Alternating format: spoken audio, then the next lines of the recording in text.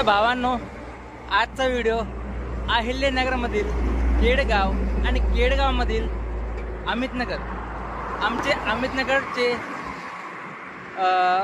पप्पू भैया भाले,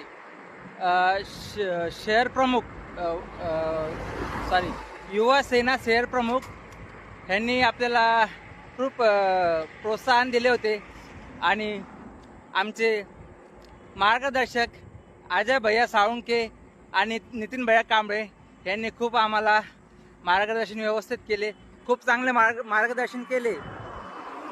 आणि आपले उमेश भैया गायकवाड यांनी खूप मोठा हातभार दिला आपल्याला आणि आपल्याला खूप सपोर्ट केले.